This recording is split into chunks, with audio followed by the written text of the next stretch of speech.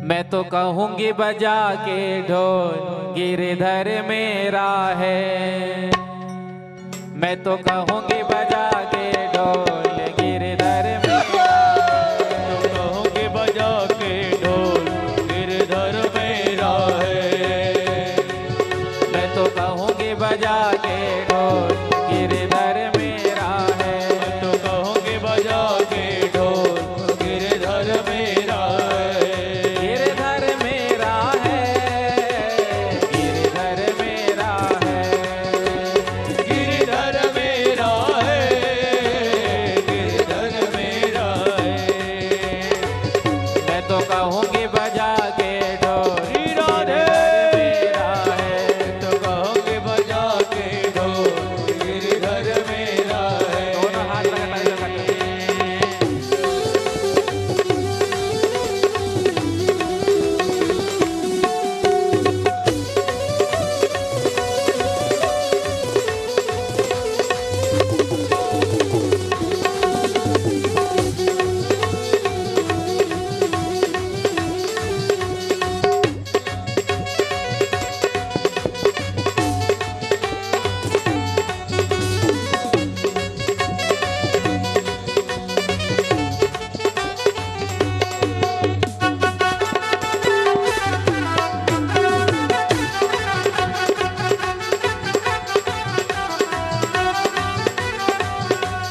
कोई कहे हल्का कोई कहे भारी, कोई कहे हल्का कोई कहे भारी, कोई कहे हल्का कोई कहे भारी।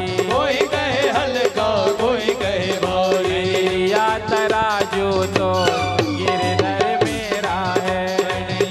तराजू तोल गिरधर मेरा है। देखो आप गिरधर को अपना मानते हो? हाँ, बांके बिहारी को कौन कौन अपना मानता है? जो बांके बिहारी को गिरधारी लाल को अपना मानता है तो दोनों हाथ लगाकर ताली से वक्त कहिए। मैं तो कहूंगी बजा के ढोल गिरधर मेरा है। मैं तो कहूंगी बजा के ढोल गिरधर मेरा है।